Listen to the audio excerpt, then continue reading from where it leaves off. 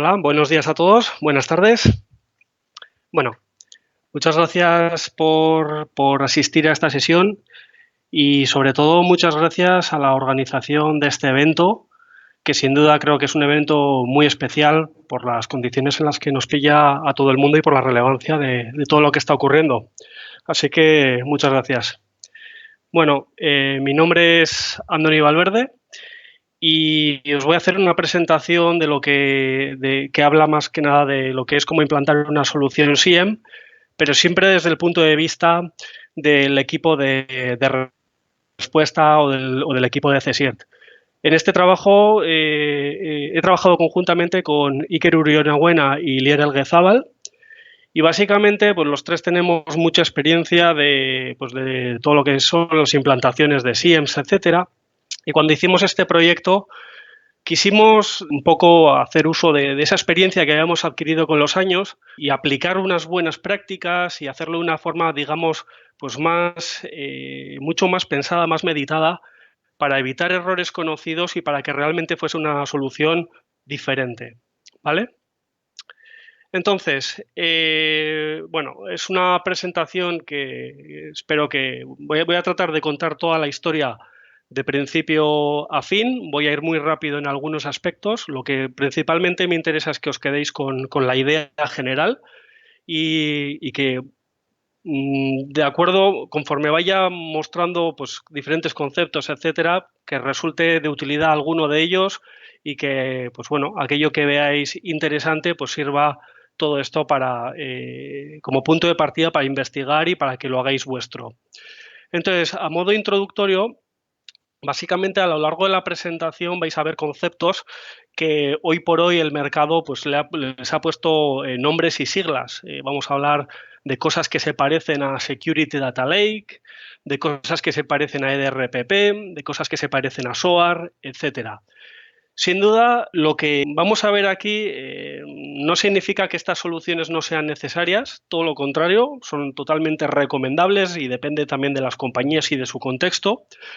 Lo que estamos diciendo es que a través de los logs y a través de estudiarlos y conocer qué es lo que están diciendo los sistemas, somos capaces de adquirir un enorme conocimiento de la organización, de cómo funcionan estos sistemas, y ese conocimiento lo vamos a poder luego transferir, por supuesto, al SIEM e incluso también a la afinación de cualquiera de estas herramientas.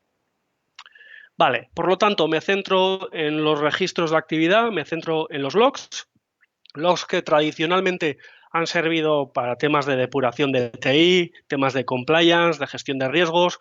En organizaciones más maduras ha habido una aproximación al negocio y temas relativos a fraude. Y tal y como comentaba en la introducción, nosotros, en nuestro caso, nos vamos a focalizar en la detección y en la respuesta. Vale.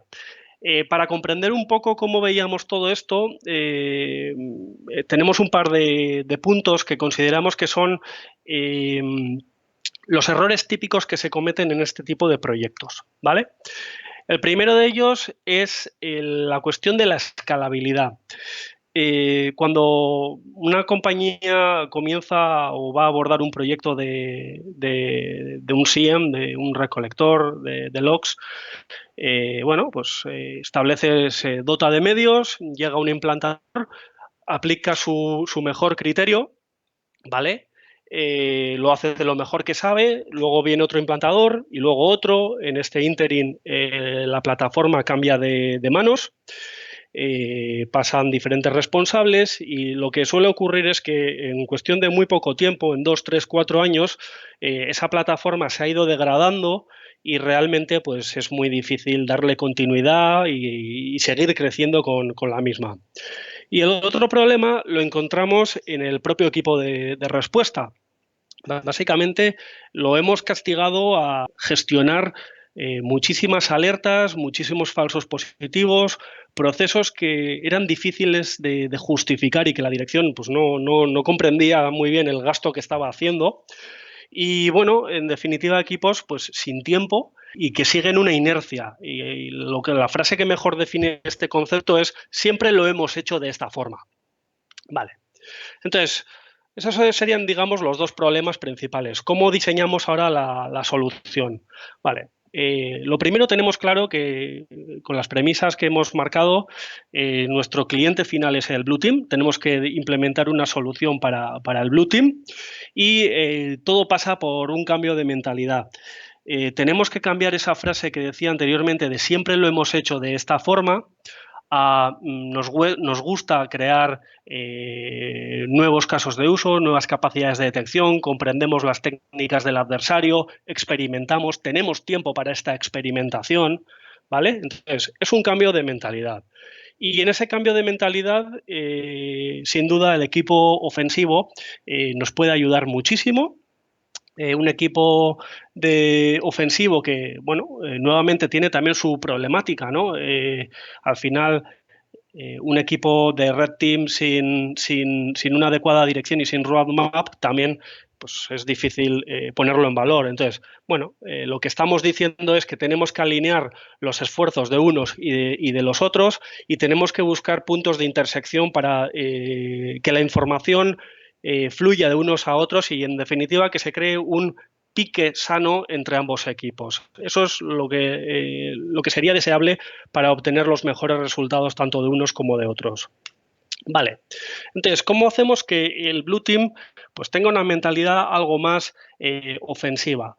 En ese sentido, algo que está bastante, bueno, que está dando que hablar últimamente es el concepto del enfoque del adversario. Y dentro de lo que es el enfoque del adversario podemos hablar de simulación o de emulación. Dentro de lo que es la simulación, estamos diciendo o nos estamos refiriendo a utilizar técnicas similares a las de los atacantes que producen resultados similares. ¿Vale? Hablamos de herramientas, que algunas están listadas en la parte derecha, que son de libre acceso. Estamos hablando de herramientas que nos permiten ejecutar todo tipo de, bueno, este tipo de actividades de una forma sistematizada, de una forma industrializada, mes a mes, con un roadmap y, en definitiva, nos permite integrar dentro de los servicios de CSIRT actividades de simulación y de enfoque de adversario. Y luego, por supuesto, en el caso de la emulación, a lo que nos estamos refiriendo es ya bueno, un equipo mucho más especializado, con grandes conocimientos, que utilizan las herramientas del adversario y producen exactamente los mismos resultados. Es algo mucho más complejo, mucho más costoso, no tan industrializable como decía anteriormente, por supuesto deseable, pero lo vemos como al final una iniciativa que va en paralelo, separado a lo que podemos pensar que es el catálogo de servicios y la operación de ese CSIRT. Vale. En la parte superior, ¿no? en la forma en la que vemos cómo deben de convivir, en la parte superior tenemos el proceso de gestión de eventos tradicional, donde el input van a ser los logs, los indicadores de compromiso, los indicadores de amenaza, que va a tener su propio bucle, ¿no? De investigación, etcétera, y al final el proceso se retroalimenta y, bueno, pues digamos que es lo que se ha venido haciendo de forma tradicional. Y en la parte inferior tenemos el enfoque del adversario con los indicadores de ataque, que sigue también su propio bucle de mejora continua, de análisis, etcétera. Y lo más importante es precisamente la flecha que va de abajo hacia arriba, donde el enfoque del adversario produce resultados e influye en el proceso de gestión de eventos. Influye en forma de nuevos casos de uso, de testear los casos de uso, de afinarlos. En definitiva, produce también una serie de métricas que son muy valiosas. Conocemos el problema, tenemos claro cuál es el objetivo, cómo llegamos, ¿no? Cuáles son los fundamentos de todo eso. Lo primero de todo, las políticas globales. Sin duda, políticas bien definidas marcan la línea base para luego poder implementar los casos de uso. Políticas que pueden ser restrictivas, es decir, implementadas a nivel técnico, o políticas que pueden ser a nivel de definición. Pongo algunos ejemplos. Si por política corporativa pues la gestión del directorio activo está limitada a un conjunto de máquinas de salto o a un conjunto de redes, esto nos va a permitir implementar un caso de uso que monitorice toda actividad administrativa sobre el directorio activo. De esta forma, todos sabemos que al final uno de los objetivos o una de las banderas suele ser alcanzar el directorio activo, y de esta forma estamos implementando un caso de uso muy sencillo, pero que aporta muchísimo valor para lo que sería el proceso de la defensa. Otro ejemplo, por ejemplo, el login interactivo con cuentas de servicio. Lógicamente, si lo tenemos restringido, fenomenal. En caso de que simple y llanamente sea una definición aceptada a nivel global, básicamente lo que vamos a obtener con esa línea base va a ser el poder definir un caso de uso que establezca una monitorización sobre estos límites. Nuevamente estamos ante un ejemplo de cómo un caso de uso puede ser muy sencillo, login interactivo con cuenta de servicio, pero que nuevamente está aportando mucho valor.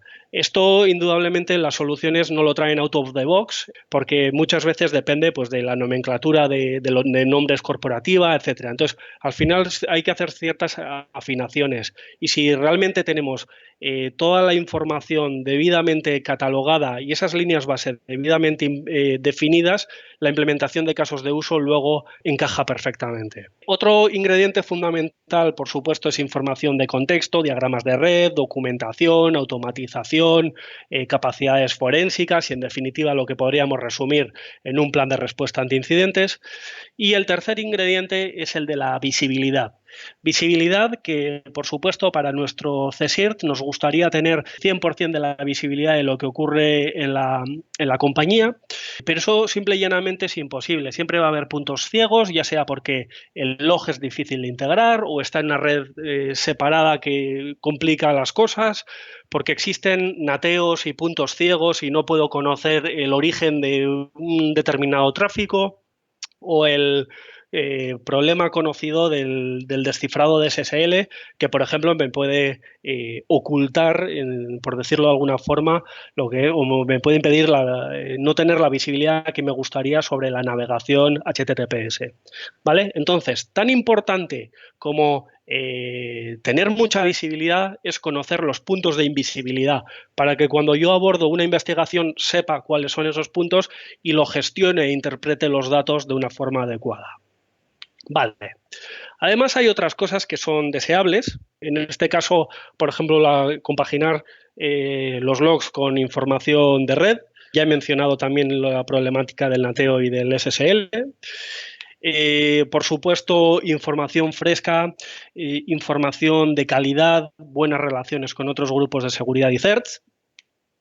Y lo que sería pues visibilidad del endpoint, entendiendo por endpoint ya sea el puesto usuario o los servidores. Este es un error que se ha cometido tradicionalmente en los IEMs, ¿no? Normalmente se solían centrar en lo que era, en el caso de Windows, el security log del Event Viewer, y realmente, pues bueno, nos está ofreciendo una visibilidad bastante limitada.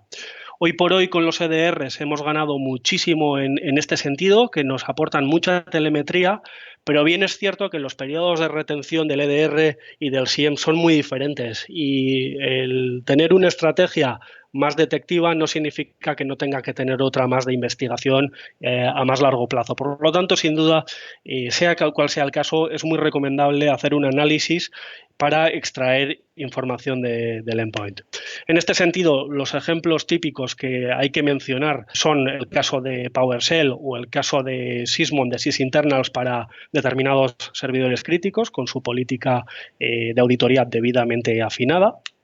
Y lo que estamos diciendo es precisamente que cuando algo ocurre en un equipo, aun teniendo un nivel de integración que podemos considerarlo razonable, podemos no estar viendo todo lo que nos gustaría. Sin embargo, la información puede estar generándose en algún lugar. Por eso es importante reflexionar sobre esta cuestión. Vale, aquí algunos ejemplos que he extraído del proyecto Sigma de Florian Roth, un poco que hacen uso de toda esta información que estaba comentando. El primero de ellos es el de la bajada de versión de PowerShell. En un ataque con objeto de pasar desapercibido, puedo bajar la versión de PowerShell, y eso se traduce en que, teniendo los eventos adecuados, se podría llegar a implementar un caso de uso que sea Event ID 400 y en ya inversión distinto de host version. O algo que también suele ser connotar cierto, bueno, cierto patrón de comportamiento en los ataques es pues, comandos muy largos, ¿no? Comandos PowerShell de, por ejemplo, más de 500 caracteres o comandos PowerShell en base 64 o ejecución de código remota. O luego también podemos llegar a implementar una taxonomía de commandlets típicamente utilizados en ataques y, ¿por qué no?, podemos aplicar una monitorización específica sobre los mismos.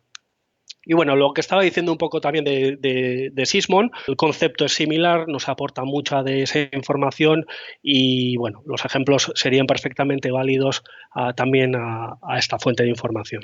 Entonces, para construir, digamos, esta solución necesitamos un método, una forma pensada, meditada, bien establecida, que nos ayude a progresar en ese proyecto que ha de ser escalable y pensado para el equipo de respuesta. Y para eso nosotros lo que hicimos fue buscar en Internet qué proyectos existían, documentarnos, leer y quedarnos con las ideas que más nos gustaron en ese momento. Aún así encontramos algunos gaps y básicamente para aquellos gaps que encontramos pues desarrollamos nuestras propias metodologías. Voy a mencionarlas una a una. Bueno, la primera buena práctica indudablemente Sigma, ya lo he mencionado anteriormente. Es un proyecto que yo creo que ha marcado un antes y un después en los SIEMs y que al final me aporta mucho valor de cara a poder compartir información. Este es un ejemplo donde hemos puesto en la parte izquierda un caso de uso que monitoriza conexiones a puertos típicamente utilizados por malware. Ya veis que está escrito en YAML, es muy fácil de entender. Y la gracia precisamente de esto es que ahora yo puedo pues, compartir esto con otros equipos que tienen otras plataformas o incluso que a un modelo, pues eso, como este caso, el caso de un grep de línea de comando. Por lo tanto, bueno, especial mención a este proyecto. Luego, en segundo lugar, la siguiente buena práctica que vimos fue el Magma. También nos gusta mencionar Tahiti, que al fin y al cabo viene de la mano del proyecto de Magma. Ambos proyectos han sido desarrollados por un conjunto de organizaciones, de entidades financieras holandesas. Tahiti está orientado al threat hunting, influye sobre la gestión de logs, pero principalmente está orientado al threat hunting. Y en este caso lo que adoptamos fue el Magma y dentro de lo que es el Magma, lo que hacemos o lo que nos ofrece, lo primero es una codificación que aporta un significado. Algo que hemos visto típicamente en los SIEM son casos de uso que se llamaban caso de uso 1, caso de uso 2, caso de uso 3, Windows 1, Windows 2, Firewall 1, Firewall 2, y eso realmente aporta muy poquito valor. Por lo tanto, para evitar eso, el Magma me dice, primero, vas a implementar un caso de uso, pues clasifícalo según el Cyber Kill Chain de Lockheed Martin, enriquecido con algunas categorías. Por lo tanto, clasifica tu caso de uso si es de reconocimiento, de delivery, de explotación, o si es de fraude, de DOS, de sabotaje, de violación de política. Esto te va a dar un primer código. Y luego clasifícalo según la técnica. Si vemos el ejemplo de reconocimiento, un caso de uso de escaneo de puertos, de mail probing, fingerprinting, etc. Vemos un ejemplo. Entonces, supongamos que queremos implementar un caso de uso que monitoriza navegación maliciosa hacia unas URLs que ya conozco que son maliciosas, ¿no?, de algún feed de inteligencia. En ese caso, la clasificación de primer nivel va a ser Command and Control, por lo tanto le ponemos CC. Va a ser un Suspicious Outbound Network Communication, por lo tanto el código va a ser CC SNC y luego ya dentro de esta clasificación hay un número incremental. Por lo tanto, habremos implementado el CC SNC 001 y luego lo que me ofrece o me propone Magma es la alineación con Mitre, determina qué técnica está detrás de este caso de uso, implementa su nivel de efectividad, implementación y cobertura. Que esto viene a significar, hazte un auto-assessment, evalúa cuál es la cobertura de ese caso de uso. Si en este caso concreto, si tengo dos proxies y solo recolecto de uno de ellos, pues podría ser el 50%. Si lo veo todo, pues será el 100%. el nivel de implementación, cómo de afinado está el origen y tu caso de uso. Y el nivel de efectividad, si ponemos este ejemplo, o vemos este ejemplo con lo que veíamos anteriormente del descifrado SSL y mi visibilidad de las peticiones HTTPS pues está sesgada, indudablemente tendremos que hacer una valoración honesta del caso de uso y decir que ese caso de uso tiene una efectividad de, por ejemplo, el 30%. Y repetimos esto para todos y cada uno de los casos de uso. Luego, en tercer lugar, tercera buena práctica, algo que fue, digamos, invención nuestra y que pusimos en marcha, fue la clasificación de los casos de uso según sospechosos, hostiles o persistentes. Entendemos por un caso de uso sospechoso aquel que no va a tener una reacción inmediata, aquel que, que no va a levantar una alerta que va a ser gestionada, por ejemplo, en 24/7, que va a ser útil para un informe, para una actividad de hunting o para lo que fuere. Sin embargo, las hostiles y las persistentes sí que tienen acciones asociadas de gestión inmediata. Vamos a ver 3 bloques de ejemplos. El primero de ellos, y ya haciendo uso de la nomenclatura, Actions in Objective, Evasion Technique, 001 Suspicious, the System Time was changed. ¿Vale? Hay sincronizaciones, hay cosas que al final cambian la hora automáticamente. Bueno, implementar un caso de uso con esto podría no tener mucho sentido para un equipo de respuesta, pero sí, por ejemplo, abordar una actividad de hunting en el futuro. Su modalidad en hostile podría ser un Actions in Objective, Evasion Technique 002 H, the audit log was cleared, es decir, se ha borrado el registro de actividad. Esto claramente está 100% alineado con lo que sería una técnica de evasión, algo que arroja pocos falsos positivos y que va a tener una reacción por parte del equipo de respuesta. El segundo bloque es el de jugar con los umbrales, con los thresholds. Por lo tanto, lo que sería una alerta de reconocimiento de fingerprinting 001 suspicious, exploits desde el mismo origen en el perímetro. Todo el mundo conoce el ruido de Internet, esto es algo que ocurre a menudo. Podemos implementar un caso de uso suspicious con un determinado umbral y hacer uso de esas alertas para, por ejemplo, el informe mensual de ataques recibidos en mi perímetro, un indicador que gusta bastante a la dirección.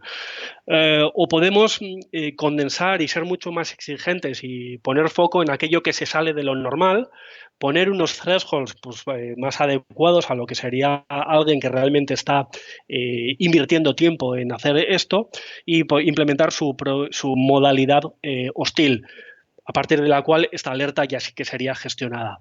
O podemos irnos a largos periodos de tiempo con un conjunto de alertas sospechosas y, por lo tanto, ver que algo es persistente, que no llama la atención de una sola vez, pero sí en largos periodos de tiempo. Y, por lo tanto, esto también sería gestionado. Y el último bloque es el de las segundas condiciones.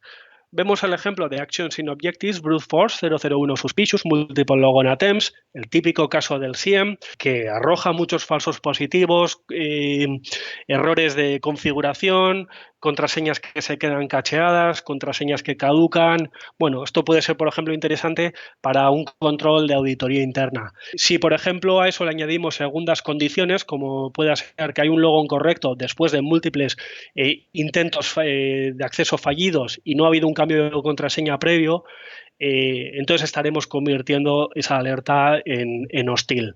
Es muy interesante el juego de los segundos filtros para mejorar, para evitar falsos positivos y para mejorar la precisión del caso de uso. Vale.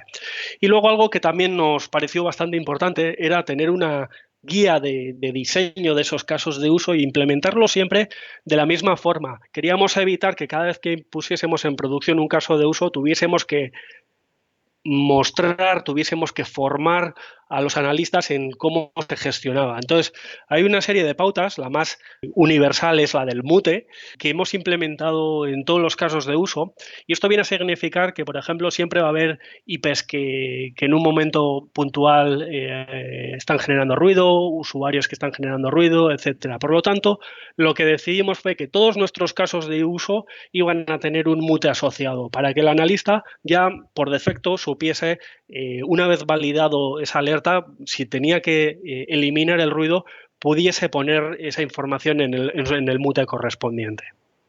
Vale.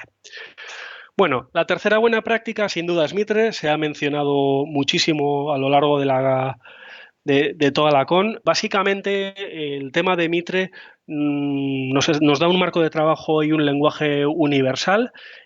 Aquí es donde hacemos converger las actividades de simulación con las actividades de event monitoring. Entonces, hemos visto cómo hemos desarrollado todos los casos de uso y los hemos ido clasificando según las tácticas y las técnicas de Mitre. Y luego también hemos hablado de cómo las actividades de simulación pues, evalúan e implementan diferentes técnicas. Por lo tanto, el conocer qué técnicas he simulado y para qué técnicas tengo casos de uso y el ver si existe una correlación entre lo que está saltando y lo que estoy haciendo, realmente pues es una experimentación muy buena de cara a asegurar que los casos de uso funcionan como se esperan y a tener una visibilidad de qué es lo que estamos monitorizando. Vale. Y en último lugar, la tercera buena práctica tiene que ver con el conocimiento que se produce de hacer un análisis día a día de las alertas. Y aquí lo que nos gustó, lo que encontramos, lo que era un framework de la empresa francesa Palantir, que al final no es más que un índice, es el índice que veis en pantalla, por el cual documentamos lo que ocurre y documentamos el conocimiento. Cuanto más gestionamos un caso de uso, más sabemos de cómo se gestiona, sabemos qué IPs son excepcionales, cuáles suelen saltar y en qué condiciones, sabemos cómo hacer las comprobaciones, si tenemos que escalarlo o tenemos que notificar, sabemos a quién. Entonces, todo eso es algo que podemos ir documentando de una forma estructurada asociada al caso de uso. Vamos a ver algún ejemplo. El primero de ellos es el del enfoque del adversario, en este caso el ejemplo de simulación, que podemos desarrollarlo tanto en el entorno real o en un laboratorio. Este es el más sencillo de los ejemplos que hemos encontrado. Hemos puesto un controlador de dominio, dos máquinas adheridas y para hacer esta demo hemos utilizado la solución Caldera de Mitre por lo visual que resulta y lo fácil que es entender un poco en qué consiste esta actividad de simulación. Aquí lo que veis es que esas tres máquinas las hemos añadido al producto, que por cierto es la penúltima versión. Lo hemos metido en una red. Aquí lo que vamos a ver ahora es pues qué técnicas tiene implementadas este producto. Entonces pues ya veis que hay un juego de técnicas bastante amplio. A continuación lo que vamos a hacer es definir un adversario. En este caso he definido el adversario LabAdversary, que determina qué técnicas va a probar. Y ahora ya lo que vamos a hacer es generar la operación. ¿Vale? Le damos un nombre, el nombre de test. Seleccionamos ese adversario que acabamos de crear. Le decimos sobre qué red y el punto de arranque. Vale. Bueno, pues entonces ahora ya se van lanzando las simulaciones correspondientes y vamos probando qué resultados se van obteniendo. Como decía anteriormente, el montar este laboratorio sencillo nos ha dado pie a tener que pensar qué logs necesito, qué auditorías tengo que habilitar. Si quiero detectar esto, pues qué definición de caso de uso tengo que hacer y con qué información. Y eso es precisamente el valor de la actividad de simulación, como decía anteriormente, de forma sistematizada, mes a mes con un roadmap. Experimentación, conocimiento, acercamiento a las técnicas del adversario, evaluación y testing sobre los casos de uso, etcétera. El segundo ejemplo está más orientado a la implementación de los casos de uso en sí. Aquí veis un poco las tablas que mostraba cuando he explicado el tema de Magma. Entonces, por ejemplo, para la fase de reconocimiento, pues algunos ejemplos de fingerprinting y de port scanning, ¿vale? Con su correspondiente alineación con Mitre y sus clasificaciones de efectividad, implementación y cobertura. En el caso de la creación del arma, esto es algo que el adversario lo hace en su casa y por lo tanto no vamos a tener visibilidad. En el caso de delivery, pues algunos ejemplos de phishing ¿vale? Con típicas correlaciones con emails que conocemos que están lanzando phishing, subjects, user agents, etcétera, y nuevamente con su clasificación correspondiente. En el caso de la explotación, estamos poniendo ahora mismo ejemplos de fuerza bruta, network based attack, network intrusion attempts, vale, pues una serie de casos de uso, otra vez debidamente clasificados. En el caso de instalación, estos son ejemplos desarrollados con logs del antivirus. En el caso de Command and Control, el ejemplo que veíamos anteriormente, con el 30% de efectividad que mencionábamos al inicio. Y en el caso de Actions in Objective, pues nuevos ejemplos con otras técnicas y otra vez con su correspondiente clasificación y autoevaluación de efectividad, implementación y cobertura. Vale, esto lo que nos da es un cuadro de mando para saber esos casos de uso, cómo los he implementado, dónde los he implementado y además lo que me da es una herramienta por la cual yo puedo ahora reflexionar y tomar decisiones. Con esto yo puedo saber mis casos de uso de, por ejemplo, reconocimiento, por qué tienen esta efectividad, esta implementación y cobertura. Y puedo pensar a raíz de esto qué tengo que hacer para mejorar cualquiera de estos parámetros. Si tengo que implementar más casos de uso, si tengo que afinar esos casos de uso, si tengo que mejorar la visibilidad, si hay herramientas que he integrado que no están debidamente afinadas. Por lo tanto, esto me es una herramienta potentísima de cara a la gestión de los casos de uso. Y luego, dado que hemos ido alineando con el ataque de Mitre, indudablemente también lo que vamos a saber es esos casos de uso que he implementado, dónde se engloban, y nuevamente con la alineación con las actividades de simulación, por lo que decía anteriormente, la correlación y el conocimiento de qué técnicas he probado y sobre cuáles tengo casos de uso. Vale. Conclusiones, y vamos acabando. Bueno, lo primero de todo, logs y más logs, información para los equipos de respuesta, automatiza siempre que sea posible, evita errores humanos, permite que los equipos de respuesta tengan tiempo para la experimentación. Si es posible, utiliza un equipo dedicado, por supuesto, para la defensa, también para las actividades ofensivas. Aprende de los errores. La gestión de logs muchas veces se cometen errores, pero tenemos que tener el reto y el objetivo de que los errores que se cometan siempre sean una sola vez. No nos podemos permitir cometerlos dos veces. Y aprende de los estándares. No reinventes la rueda. Mira qué hay en el mercado. Aprende de los demás y reutiliza tanto como sea posible. Asegura la visibilidad de la información y cuando no puedas, realmente ten en cuenta aquello que no estás viendo y gestiona esos puntos de invisibilidad. Utiliza un método escalable para que ese SIEM o esa plataforma o esas herramientas no se degraden en el tiempo. Trabaja de una forma sistematizada, un estilo, una guía de estilo de casos de uso, etcétera. Medir, medir y medir, es decir, si no se puede medir, no se puede gestionar y no se puede elevar a dirección y no se puede, por tanto, pedir fondos para ampliar un proyecto. Por lo tanto, los elementos de medición nos aportan capacidades para justificar el trabajo, pero también para tomar decisiones a nivel técnico y entrenar y entrenar. Utiliza el enfoque de adversario de una forma sistematizada y utiliza herramientas para poder embeber, digamos, dentro de tu equipo de respuesta esta serie de actividades.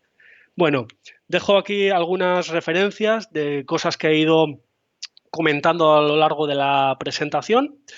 Con esto finalizo. Muchas gracias a todos, muchas gracias a la organización y bueno, os animo a seguir participando y a seguir donando a lo largo de la jornada de hoy. Muchas gracias. Quedo a vuestra disposición para cualquier cuestión. Estoy viendo ya algunas preguntas. Bueno, la presentación sí, la voy a hacer, la voy a colgar en mi GitHub, en Basket77. Sobre la cuestión de ¿Cuánta gente recomiendas para una organización de 600 personas? Bueno, depende de la organización. No me atrevería a decir un número porque depende del sector, depende de la madurez de la compañía, depende de muchas cuestiones. Vale, muchas gracias a todos. Un Adiós. saludo, un abrazo. Hasta luego.